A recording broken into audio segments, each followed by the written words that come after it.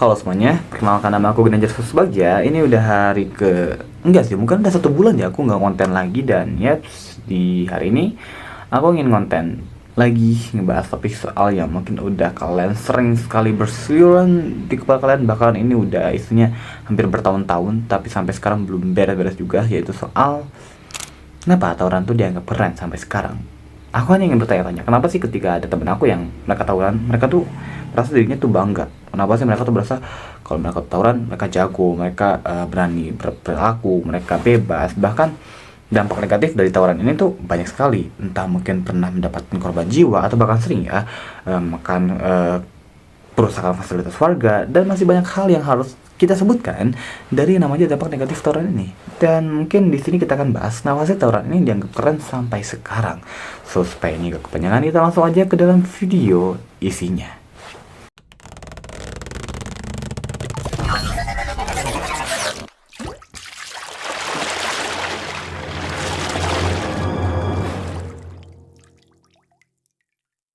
Lantas mungkin beberapa teman-teman bakal bertanya bagaimana sih caranya supaya kita berhenti atau bahkan menghindari yang namanya tawuran tersebut dari sifat diri kita sendiri.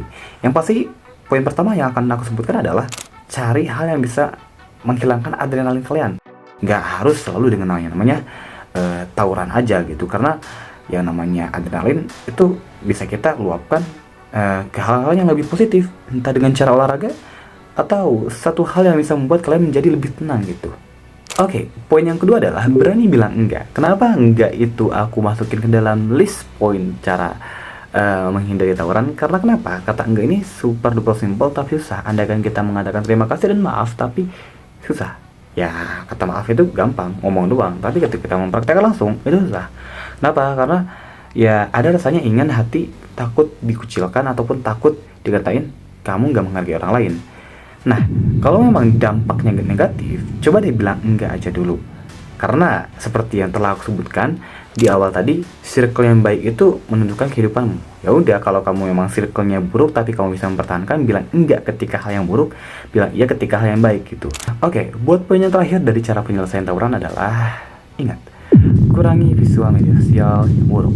Buat teman-teman yang suka main IG, main Facebook, atau bahkan main TikTok, coba deh kalian kurangi visual hal yang mungkin tidak bermanfaat bagi kalian.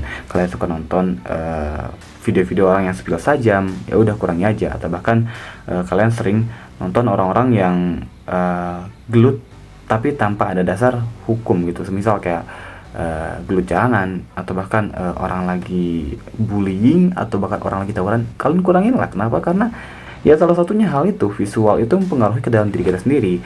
Entah mungkin ketika adanya sound yang orang spill sajam, ditembakkan foto sajamnya, digabungkan sound tersebut, itu anggapnya keren.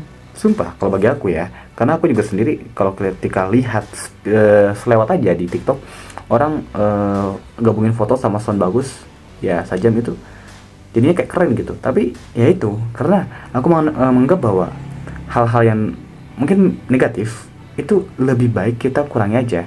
Dari yang namanya visual, kita terinspirasi, kita ingin melakukannya, jadi akhirnya kita terjun aja. Maka visual atau bahkan pemandangan yang kalian lihat itu menentukan bagaimana cara kalian itu berperilaku gitu. Oke, buat teman-teman yang udah nonton video aku, sangat aku ucapkan terima kasih karena udah mau support aku dari awal sampai akhir video ini. So, buat selanjutnya kalian tunggu videonya kalau aku ada waktu senggang. So, buat teman-teman yang belum subscribe sekarang, like, comment, and share video ini. Sampai jumpa di video selanjutnya.